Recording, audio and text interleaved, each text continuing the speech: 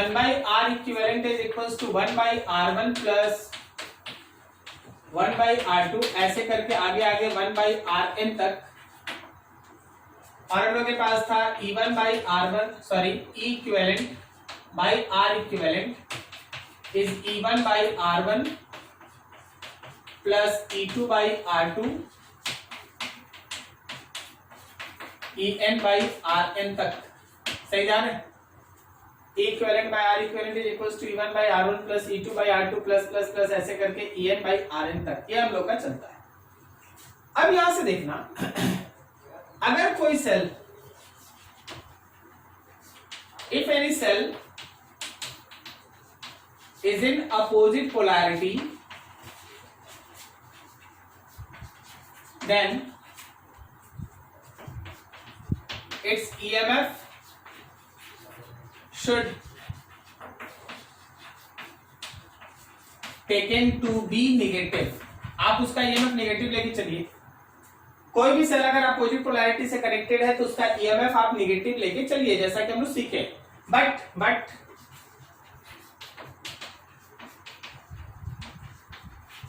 Internal resistance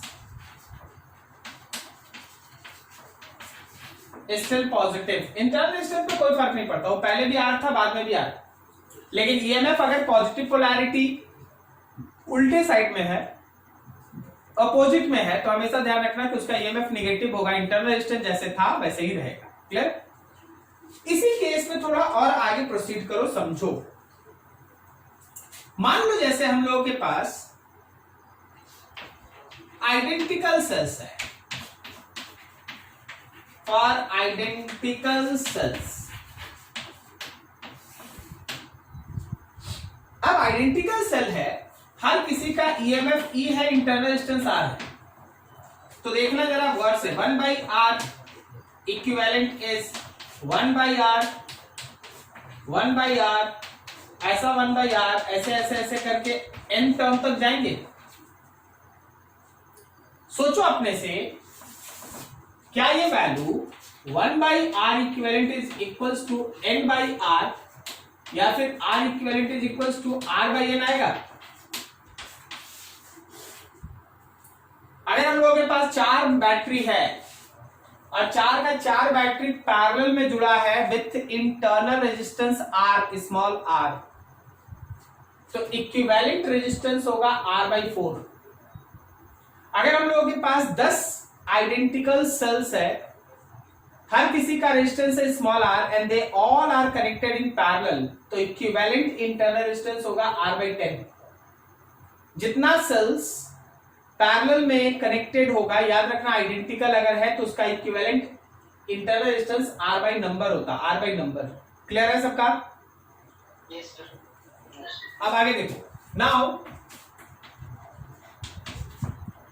E equivalent by R equivalent, E by R ऐसे करके n times होगा, सही है? Yes sir. तो E equivalent by R equivalent तो आप देख चुके हैं ना, R बाई एन आया है। क्या यहाँ पे NE बाई R आ रहा है? यस। तो NE बाई R को E divided by R by N लिख दें। जरा गौर कर, ये R बाई एन, ये R बाई एन कैंसिल, मतलब E इक्विवेलेंट कुछ और नहीं, एक बैटरी के EMF के बराबर है। This answer is very interesting actually. अगर मेरे पास 3 वोल्ट का छोटा छोटा 3 बैटरी है, मेरे पास 3 वोल्ट का छोटा छोटा 3 बैटरी है, तीनों को अगर हम सीरीज में लगाएंगे विद सेम पोलैरिटी तो 3 + 3 + 3 9 हो जाएगा। 3 + 3 + 3 9 हो जाएगा। समझ में आया क्या बात? Yes sir. लेकिन अगर वही 3 वोल्ट का 3 बैटरी हम पैरेलल में लगा दिए तो 3 ही वोल्ट रहेगा। क्या समझा? पैरेलल में कितना भी बैटरी लगा दीजिए, नेट ईएमएफ किसी एक ही बैटरी के बराबर होगा। ठीक है? तो 3 वोल्ट का 50 बैटरी और सबको पैरेलल में अगर जोड़ दिए तो 3 ही वोल्ट होगा। लेकिन 3-3 वोल्ट का 50 बैटरी अगर हम सीरीज में सेम पोलैरिटी से जोड़ दिए, सीरीज में सेम पोलैरिटी से जोड़ दिए तो 150 वोल्ट होगा। दोनों में अंतर समझा? Yes, sir. ठीक है, वेरी इंपॉर्टेंट। पैरेलल में किसी एक पर्टिकुलर बैटरी का जो ईएमएफ है वही रिजल्टेंट भी होता है, इक्विवेलेंट भी होता है। ठीक है, तो देखो अब जरा दो चीज आ गई तुम्हारे पास, बहुत इंपॉर्टेंट है। अब मान लीजिए आपके पास हम एक छोटा सा क्वेश्चन लिखते हैं, क्वेश्चन देखते हैं। हम तुम्हारे सामने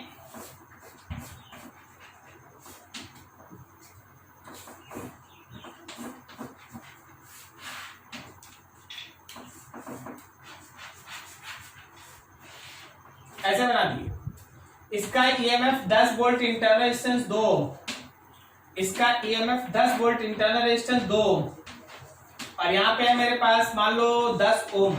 तुमसे बोला गया इससे फ्लो करने वाले करंट का वैल्यू बताइए, इससे फ्लो करने वाले करंट का वैल्यू बताइए। तो आपका ध्यान होना चाहिए कि ये सेल का कॉम्बिनेशन कैसा है। क्या ये सेल का कॉम्बिनेशन पैरेलल को दिखाता है? Yes, sir. Yes, sir. अगर ये पैरेलल का है, दोनों आइडेंटिकल सेल है, दोनों आइडेंटिकल सेल है, पैरेलल है, दोनों आइडेंटिकल सेल है, तो तुम्हारे पास R इक्विवेलेंट होगा, R इक्विवेलेंट होगा 2/2, 2/2 मतलब 1 ओम, समझ में आया ना? 2/2। और जो मेरा E इक्विवेलेंट होगा वो तो E के बराबर होगा, मतलब 10 वोल्ट। सही है? तो मेरे पास इक्विवेलेंट सर्किट कुछ ऐसा बना, एक ही बैटरी 10 वोल्ट का, इंटरनल रेजिस्टेंस 1 ओम और पहले बाहर मौजूद है 10 ओम, और इसमें करंट लिखना है। तो एकदम शॉर्टकट में क्या हम करंट लिख दें? That current will be equal to 10/11। Yes, sir. ठीक है, तो ऐसा ही छोटा सा सेक्शन है, आप इसको नोट कीजिए। अब इसके बाद मिक्स्ड ग्रुपिंग पढ़ेंगे, मिक्स्ड ग्रुपिंग जिसमें सीरीज और पैरेलल दोनों मिक्स हो जाता है। नोट करो यहां तक। This one is very very important. Results याद रखो भाई, रिजल्ट्स। डेरिवेशन तो स्कूल में आएगा तो कर लेना, रिजल्ट याद रहेगा, न्यूमेरिकल बनेगा। चलो आगे mixed grouping.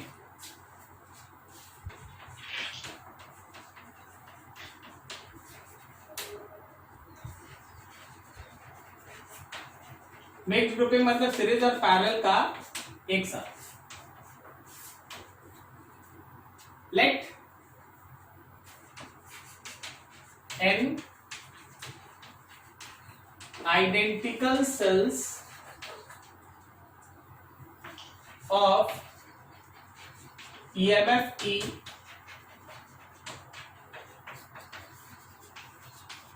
and internal resistance capital R are present in one series and there are m such series in parallel. मान के चलिए आप ऐसा कि आपके एक सीरीज में n आइडेंटिकल सेल्स जिसका ईएमएफ E है वो सब कनेक्टेड है। लाइक दिस फिगर को देखना समझना, एक सेल उसका इंटरनल रेजिस्टेंस, दूसरा सेल उसका इंटरनल रेजिस्टेंस, तीसरा सेल उसका इंटरनल रेजिस्टेंस, ऐसे ऐसे ऐसे ऐसे करते हुए n cells internal resistance.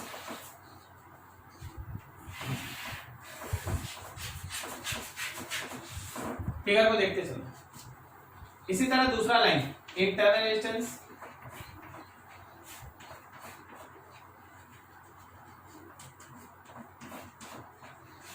Like that. फिर तीसरा,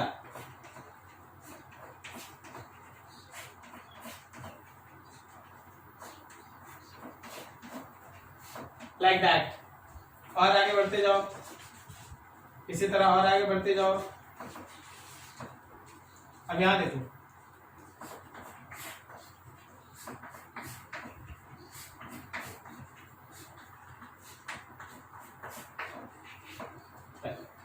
हर एक पर्टिकुलर बैटरी का ईएमएफ है E और इंटरनल रेजिस्टेंस है small r।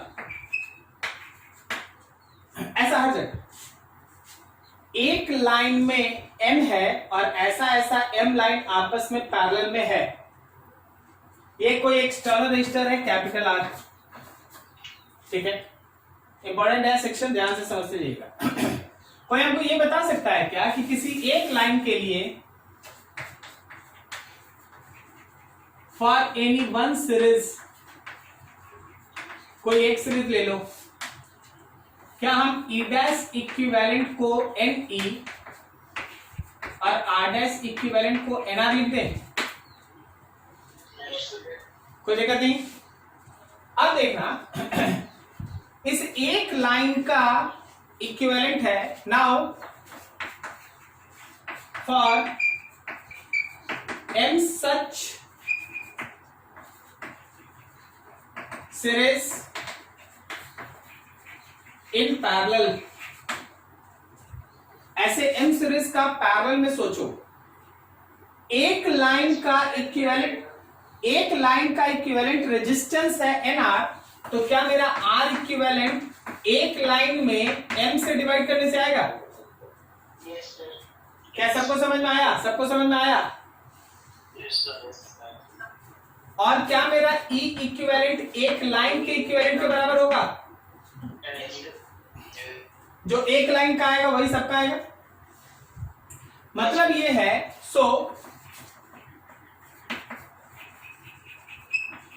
Equivalent circuit becomes, मेरा इक्विवेलेंट सर्किट कैसा हो जाएगा वो देखो।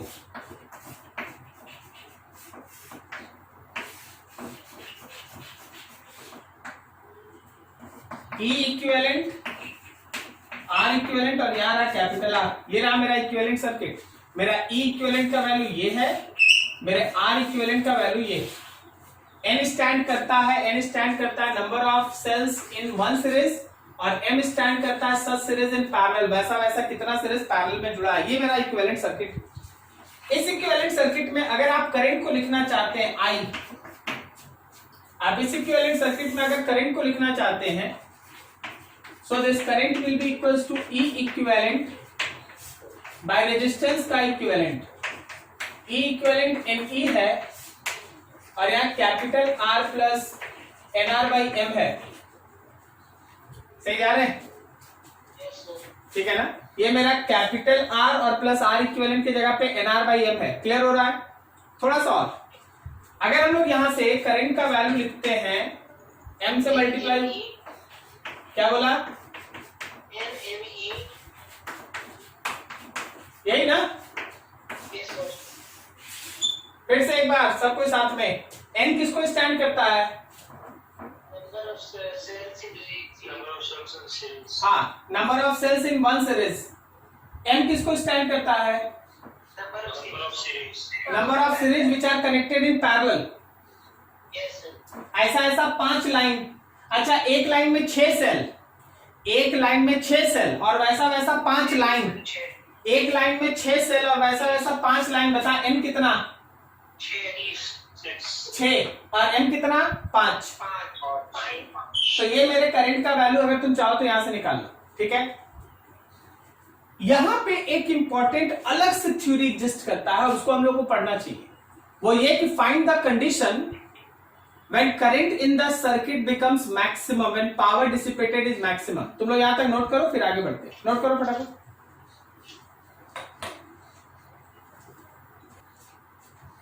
हम लोग यहां पे एक सेक्शन इसमें ऐड कर रहे हैं, कंडीशन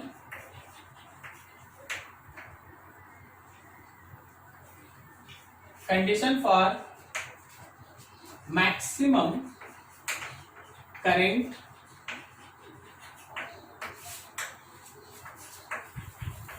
maximum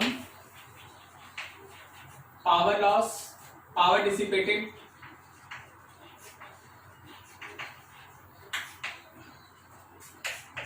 कोई भी इलेक्ट्रिकल सर्किट में किस कंडीशन में मैक्सिमम करंट होता है या मैक्सिमम पावर का डिसिपेशन होता है, लॉस होता है। जरा गौर से देखना और समझना। हमारे पास जो सर्किट में करंट का इक्वेशन वो है N M E divided by M R plus N R. अगर आप चाहते हैं कि सर्किट का करंट हो जाए मैक्सिमम, तो याद रखिए कि denominator term M R plus N R का वैल्यू हो जाएगा मिनिमम। करेक्ट है? अगर ये डिनोमिनेटर टर्म एम आर और प्लस एन आर अगर ये मिनिमम होगा तो अल्टीमेटली करंट हमारा मैक्सिमम हो जाएगा। अब इसके मिनिमम के पीछे एक छोटा सा मैथमेटिकल एडजस्टमेंट किया गया। इसको क्या करो, रूट अंडर एम आर का स्क्वायर करो, रूट अंडर एन आर का स्क्वायर करो। सेम रहा? Yes sir.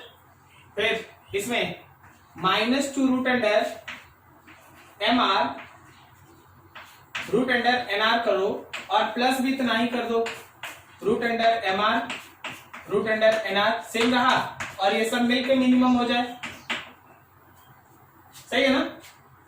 Yes sir. Now A square plus B square -2ab, यहां से यहां तक चलो तो क्या ये root under M R minus root under N R का स्क्वायर और plus 2 M R N R is equal to minimum होगा? बोलो सही लिखे? Yes sir. ठीक है। अब जरा सोच के बता, लेफ्ट हैंड साइड में क्या करेगा कि इसका वैल्यू मिनिमम हो जाए?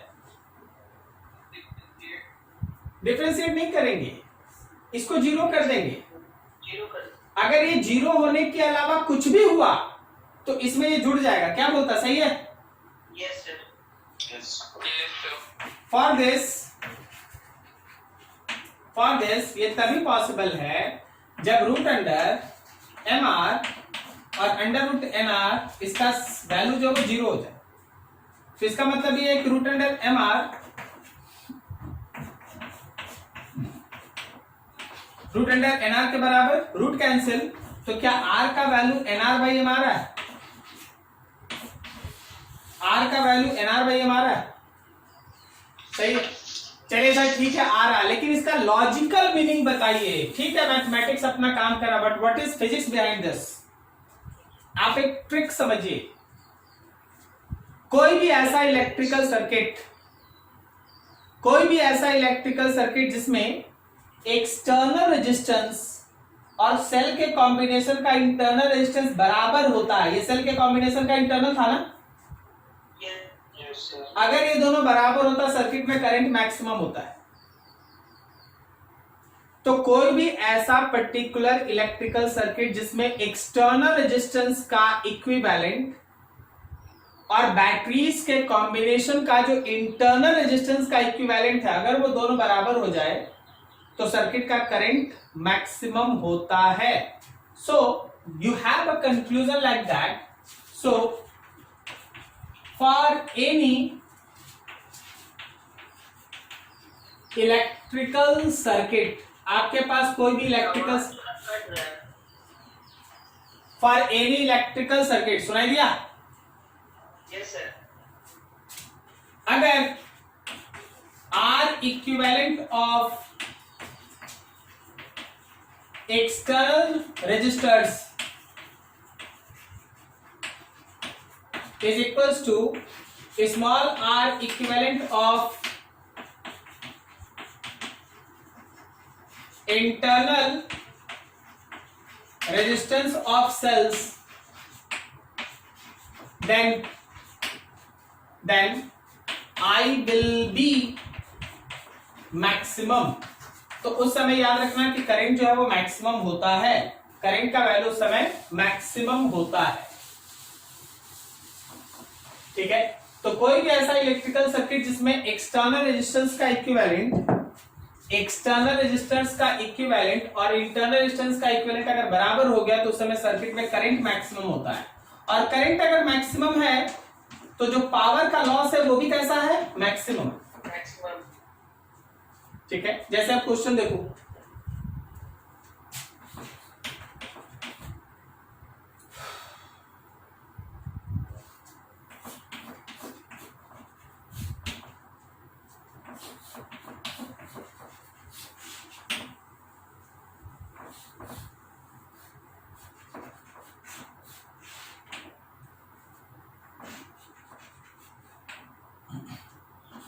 10 volt, 6 volt, 2 ohm, 3 Om,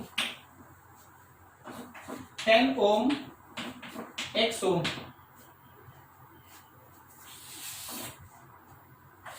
find maximum current in circuit. आपको इस सर्किट में मैक्सिमम करंट निकालना है। देख, जैसे ही वर्ड्स मैक्सिमम करंट सुनाई दिया ना, दिमाग में ये वाला चीज एकदम क्लिक कर जाना चाहिए कि हाँ ऐसा कुछ पढ़ के रखें। ठीक है, एक्सटर्नल रेजिस्टर्स को गौर से देखो, एक्सटर्नल रेजिस्टर्स को गौर से देखो, क्या they are connected in parallel? Internal resistors are also connected in parallel.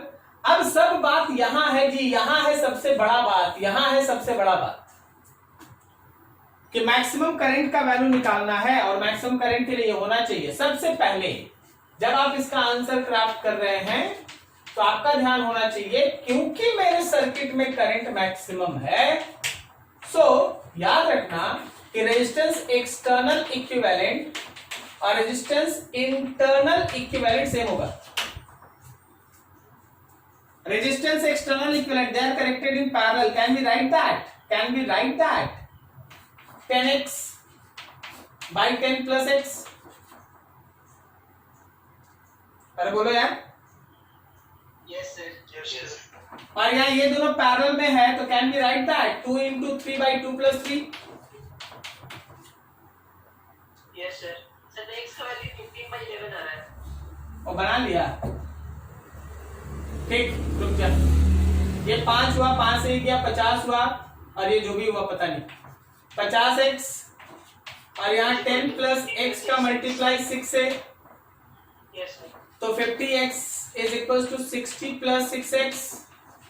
6x इधर आ गया, 44x हो गया, तो x का वैल्यू हो गया 60 by 44, 15 by 11। ये बोल रहे थे ना? Yes sir. तो मेरे मतलब है कि ये वैल्यू कितना हो गया? 15 by 11। 15 by 11। ठीक है, अब चलिए पता चल गया कि हाँ मेरे पास रेजिस्टेंस इतना होना चाहिए। अब देखिए, अब आप यहाँ पे I निकालिए। जब आप I निकालिएगा तो आप लिखिएगा E equivalent by R equivalent. क्या मेरा ये सर्किट, क्या ये मेरा सर्किट, जरा गौर करो, कोई हमको ये वैल्यू बता देगा? कोई हमको ये वैल्यू बता देगा कितना हुआ? Yes sir. ये 6/5 है ना? 6/5 मतलब इसका अच्छा, हमको थोड़ा सॉल्व करना पड़ेगा। पहले यहाँ तक नोट कर लो, फिर आगे हम इसके लिए काम कर देते हैं। थोड़ा नोट कर लिया। मैक्स करंट का वैल्यू आ रहा है सर 50 by 12। इसको निकाला अच्छे से, पैरेलल में। यस सर, पैरेलल में तो 10 वोल्ट हो गया। 10 वोल्ट कहाँ है यार? 10 वोल्ट और 6 वोल्ट है। अच्छा, हाँ, तब तो ज्यादा हड़बड़ा रहा। नोट कर, कोई गलत। Yes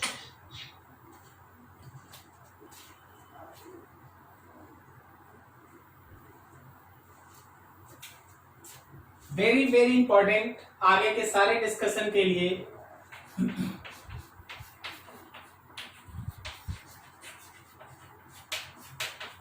Kirchhoff's rule.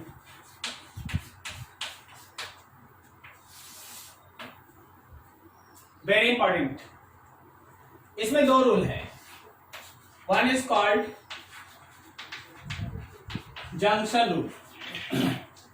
Junction rule का कहना यह है कि sum of current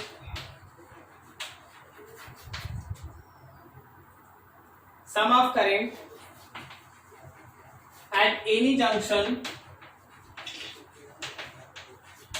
sum of current entering at any junction will be equals to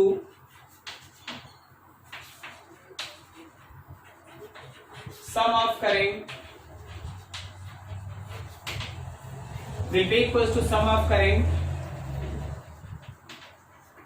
leaving that junction।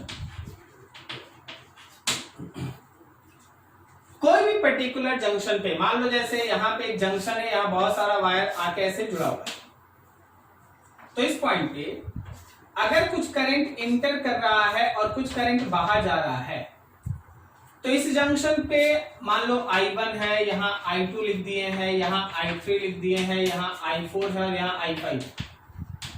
इस जंक्शन पे जितना भी करंट इंटर कर रहा है उन सारे इंटर करने वाले करंट का सम, और जितना भी करंट इस जंक्शन से बाहर निकल रहा है उन सारे निकलने वाले करंट का सम हमेशा इक्वल होता है। Summation of current entering will be equals to summation of current leaving। Summation of current entering इस फिगर के हिसाब से जाओ तो I1 प्लस I2 होगा, और लिविंग क्या हम लोग I3 plus I4 plus I5 लिखेंगे। किसी भी जंक्शन पे जितना करंट इंटर करेगा याद रखना उतना ही करंट बाहर भी निकलेगा। अरे बहुत सिंपल है यार, इस जंक्शन पे चार्ज एक्यूमुलेट नहीं ना हो सकता, वहां चार्ज इकट्ठा नहीं हो सकता। अगर इकट्ठा नहीं हो सकता तो पर सेकंड जितना चार्ज इंटर करेगा पर सेकंड उतना ही चार्ज बाहर आएगा। पर सेकंड जितना चार्ज इंटर करेगा पर सेकंड उतना ही चार्ज बाहर आएगा। क्लियर है? तो जरा अपने से सोच के बताइए कौन से कंजर्वेशन प्रिंसिपल के हिसाब से काम कर रहा है। Conservation of charge, conservation of charge, conservation of charge. अरे हम लोग बात कर रखे हैं यार कैपेसिटर में, याद है आपको? तो आपसे पूछा जाता है कि जो हम लोग का जंक्शन रूल है किस पे बेस्ट है, तो that is based on conservation of charge. Clear है? ये एक rule.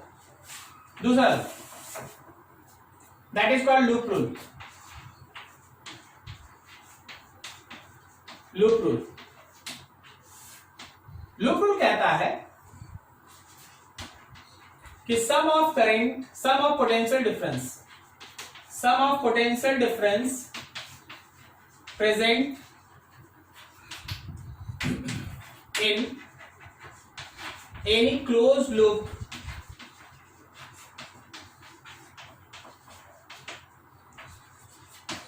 must be zero। sum of potential difference present in any closed loop must be zero। ठीक है, जो भी हमारा क्लोज लूप है उसमें जितना भी पोटेंशियल डिफरेंस है उन सारे पोटेंशियल डिफरेंस का अगर आप सम अप करेंगे इन क्लोज लूप, वो सब इक्वल्स टू जीरो होगा, सब मिलके जीरो होगा। तो देखिए ये दोनों चीज ऑलरेडी हम लोग पहले से यूज कर रहे हैं। ठीक है, ध्यान रखा जाए, कोई इशू नहीं है। अब चलिए एक छोटा सा क्वेश्चन इस पे बनाते, जरा ध्यान से देखना, क्वेश्चन ही आपको काम आएगा।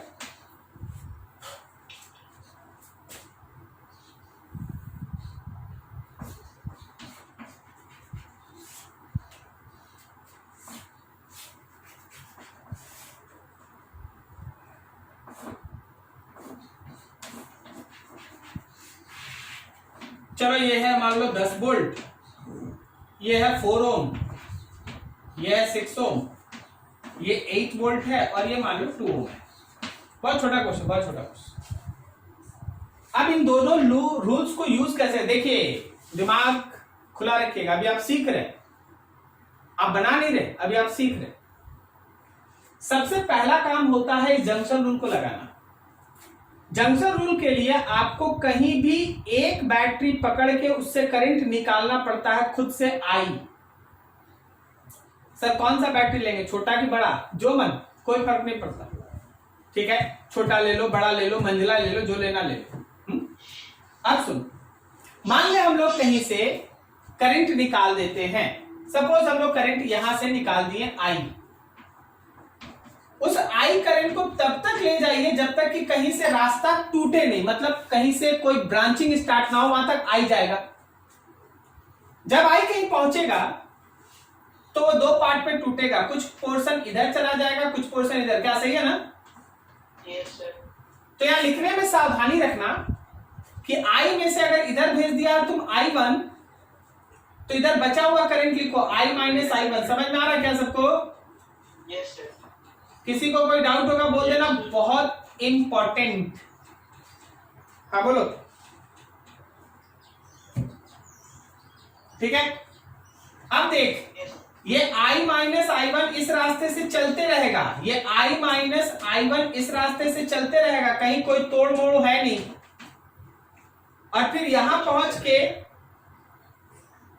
पहुंच के इधर चला गया I2, क्या बोलता है, सही है? Yes sir. नहीं सही है। कारण ये है कि एक ही रजिस्टर में दोनों तरफ से करंट नहीं हो सकता। क्या समझे? तो भाई आप इस करंट का कुछ हिस्सा उधर भेजिए नहीं, उधर से आने दीजिए, उसको आने दीजिए। ये आ रहा है ना, कौन आ रहा है? तो I1 आ रहा है। फिर I1 को इसके साथ जोड़ो, देखो I1 और इसको यहां पे जोड़ो, तो क्या ये दोनों ऐड करेंगे, I1 कट जाएगा, I होगा। Yes sir. इसको कहते हैं करंट का डिस्ट्रीब्यूशन करना। जितना प्रैक्टिस करेगा उतना जल्दी करेगा। सर गलती होने का चांसेस कैसे चेक करेंगे मेरा सही है या नहीं? सुनते जाना, 2-3 लाइन पे ध्यान रखना। एक ही रास्ते में दोनों तरफ से करंट ना बने, जैसे यहां बन रहा था वो गलत हो जाता। और दूसरा, किसी भी बैटरी से जितना करंट आप शुरू में निकाले हैं, घूम फिर के उतना ही करंट इंटर करना चाहिए, घूम फिर के उतना ही करंट इंटर करना चाहिए। बेसिकली किरचॉफ रूल के न्यूमेरिकल में स्टूडेंट केवल केयरलेस होता है तभी गलती होता है, नहीं तो एक खुद से भी बैठ के कोई चेक कर सकता है कि मेरा सही बन रहा है कि नहीं। एक रास्ते में दोनों तरफ से करंट नहीं होगा, और जिस बैटरी से जितना करंट हम निकाले थे शुरू में, फाइनली उतना ही इंटर करना चाहिए। अब अभी तो कोई पूछा नहीं हमसे, लेकिन हम बता देते हैं, सुन लो। बीच में बैटरी मौजूद है या नहीं है फर्क नहीं पड़ता, तुमको बस एक बार करंट निकाल लेना, बस करंट को डिस्ट्रीब्यूट। अभी बस सोचना, सर यहाँ बैटरी है तो करंट बढ़ेगा कि घटेगा, तेरा टेंशन नहीं। क्या लाइन समझ में आया? Yes sir. एक बार डिवाइड करो। अब ये हो गया मेरा जंक्शन रूल का use. Now use loop rule. नाम दे देते हैं, ए है, बी है, सी है, डी है।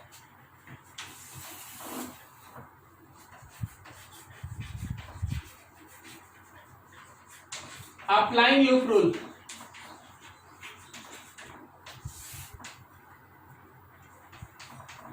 इन loop A B C A, दिमाग दबा लो, ए बी सी ए, ठीक है। अब देखो जा रहे कुछ मिला ही नहीं। यहां देख, निगेटिव से पॉजिटिव गए तो +10 लिखेंगे। फिर देखो करंट के डायरेक्शन में गए, बोलो क्या लिख दे? -4I फिर आगे बढ़े, फिर देख करंट के डायरेक्शन में गए, बोल क्या लिख दे? -6I1 is equal to 0। Yes sir. ठीक है, ये मेरा इक्वेशन 1 रख लो।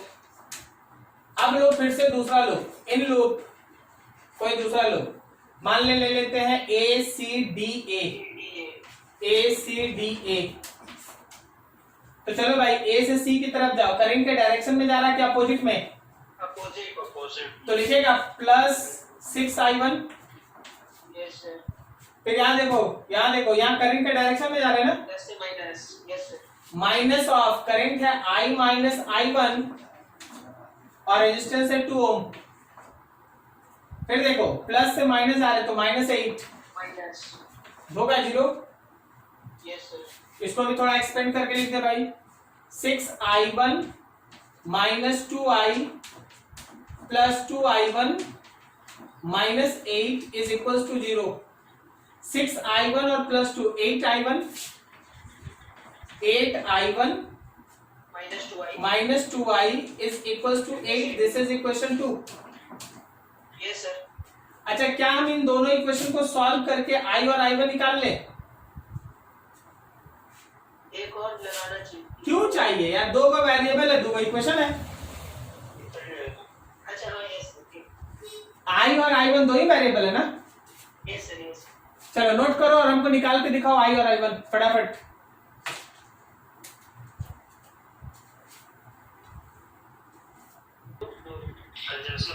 हाँ very good. Conservation of energy, okay, very important. हाँ, 1 नंबर का क्वेश्चन पूछा जाता है।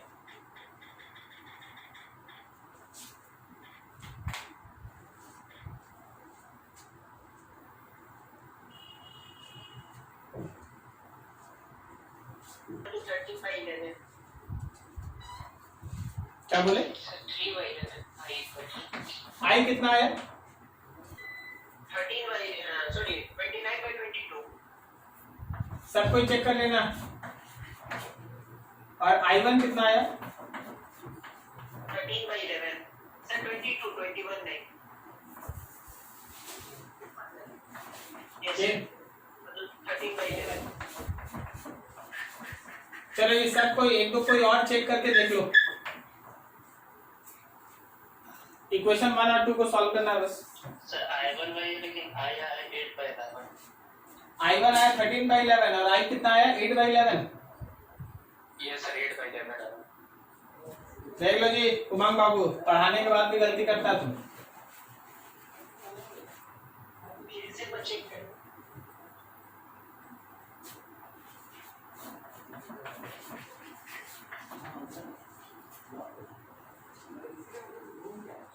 सर लेकिन I1 से छोटा कैसे हो सकता है सर? अच्छा इसमें छोटा भाई और बड़ा भाई का बात कहां से आई? हाँ? तुमको इससे क्या मतलब? कुछ मतलब नहीं, कोई मतलब। छोटा आएगा, बड़ा आएगा, निगेटिव भी आएगा, हम बता रहे हैं ना, निगेटिव भी आएगा, जीरो भी आएगा। हम तो सोचे कि निगेटिव आ जाता तो कुछ पढ़ाते, आया ही नहीं। यहाँ तो कुछ है ही नहीं ट्विस्ट। छोटा आएगा, बड़ा आएगा, फ्रैक्शन में आएगा, निगेटिव भी आएगा, जीरो भी आएगा। हमको निगेटिव में कुछ बताना है। हाँ वही बताना है, हम वही बोले बताना है। एकदम सही बोला, एकदम सही। अब मान ले जैसे I आगे 8/11, अगर वही आता -8/11 तो जो तुम I को यहां से राइट में दिखा रहा हो वो एक्चुअली लेफ्ट में होता। तो सर इसका मतलब जो बनाए वो गलत है? नहीं, यही बनाने का तरीका है कि लास्ट में जब करंट आ जाएगा तो आपको एक लाइन लिखना पड़ेगा कि suppose direction of current is same as we suppose, मतलब जो हम लोग माने वो सही है, otherwise the direction should be opposite. Correct है?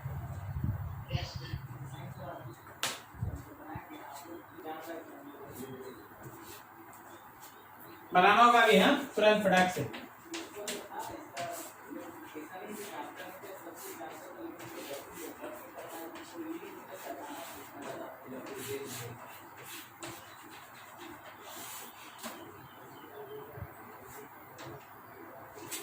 Ten volt, 2 ohm, 3 ohm, 4 ohm, 1 ohm, 6 volt.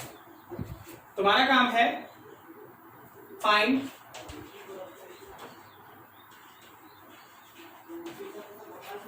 Current through 4 ओम। चलो फाइंड करंट थ्रू 4। बैटरी वाला वो कौन सा है? 6 वोल्ट, 1 ओम। अच्छा बस ठीक है। पहले बनाएगा, पहले करंट डिस्ट्रीब्यूट करेगा, उसके बाद लूप रूल लगाएगा और फिर वैल्यू निकल जाएगा, तब फिर आपको आंसर बताओ। 2 मिनट समय है, फटाफट। 4 ओम। Yes sir. पता नहीं जी, हमको तो बनाना पड़ेगा ना आपके साथ। चलिए बनाते हैं फिर। किससे करंट निकालना बोलो? 10 वोल्ट से निकाले सर। चलो ठीक है। आई, यस सर 10 वोल्ट। आई का इधर वाला हिस्सा I1, ऊपर वाला हिस्सा I - I1। ओके, इधर से दोनों आया और फिर मिलके इसमें I। क्या सही है सबका? उल्टा किया सर। कोई बात नहीं, कोई बात नहीं, आप अपने तरीके से बना सकते हैं। आप एकदम चिंता मत कीजिएगा, आपका गलती नहीं होगा, आपका एकदम गलती नहीं होगा, चिंता नहीं। In loop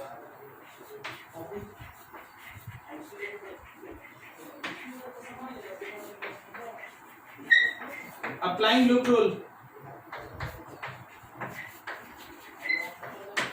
in loop ABCFGA, ABCFGA।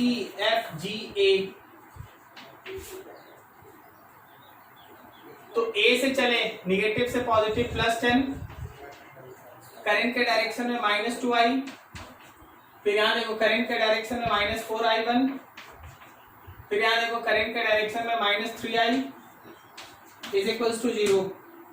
So -2i और -3i, -5i -4i1 is equals to -10, सब में minus cancel. 5i plus 4i1 is equals to 10. This is equation 1. Similarly, in loop, एक ऊपर वाला छोटा सा लूप ले लेते हैं। ले ले भाई C D E F C, C D E F C, C से डी, डी से इधर जाओ, करंट के डायरेक्शन में जाओ, तो minus of I minus i1 into 1, positive से निगेटिव -6, करंट के अपोजिट में, plus 4i1 is equals to 0,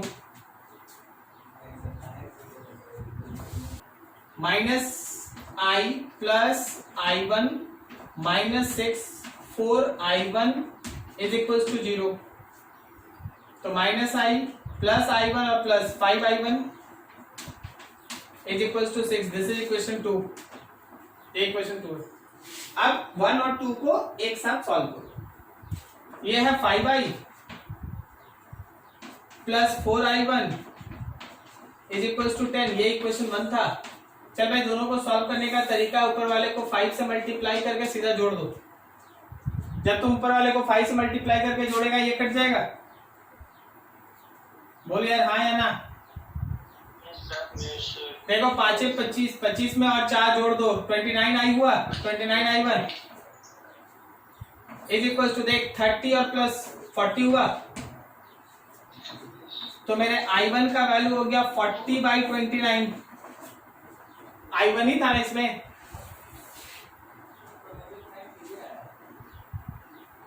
कहीं गलती है?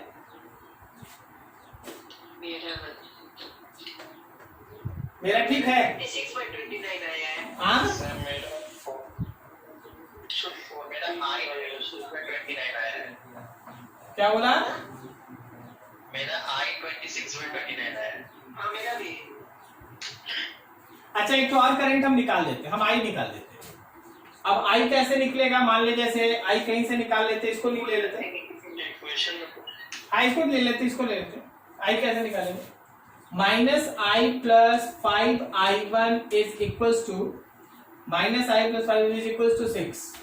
तो मेरे i का वैल्यू हुआ 5i1 -6। 5i1 कितना भाई? तो 40/29 -6, ऊपर 200, नीचे 29 -6। So i will be equals to 200 minus, multiply कर भाई इससे, 6 दूनी 12, 76।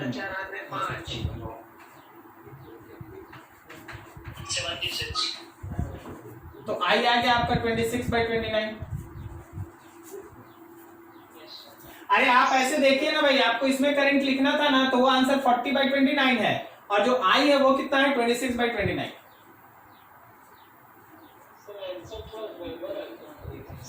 I1 मेरा -14 I1 है 70/145 सर। I26/29 है। अच्छा, हम एक चीज पूछ रहे हैं। हाँ, हम एक चीज पूछ रहे हैं, क्या यहाँ कैलकुलेशन मिस्टेक है कहीं? नहीं। अब ये मत सोचना कि सब कोई का मेरे ही तरह करंट डिस्ट्रीब्यूशन होगा। कोई क्या किया होगा, i1 ऊपर भेज दिया होगा, कोई क्या किया हुआ, i1 ऊपर भेज दिया होगा, तो इसमें i माइनस i1 क्या होगा? तो सबका भाई अलग अलग ना होगा। आप बस इस बात से समझिए ना कि इसमें जो करंट लिखना है वो आंसर 40/29 है, और अगर टोटल करंट कोई तुमसे पूछ दिया तो आंसर तुम्हारा 26/29। अभी मान लीजिए जैसे कोई, हम ऐसे बना, कोई बताता क्या कि सर हम यहां से करंट निकालेंगे, और वो अपने तरीके से डिस्ट्रीब्यूट करता, आंसर यही होता। अब सर बोल रहे आंसर यही होता, हम आंसर जो बोल रहे वो मतलब इसमें करंट यही होता, लेकिन नाम कुछ और हो सकता है, क्योंकि नाम तुम कुछ और लिया है। नहीं समझा? ठीक है, हाँ, तो अब नहीं आया तो नहीं आया, तुम्हारी गलती और क्या।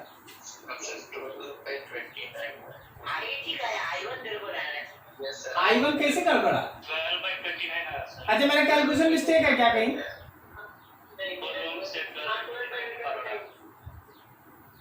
अच्छा ठीक है, देख लेना, समझ गया, चलो ठीक है।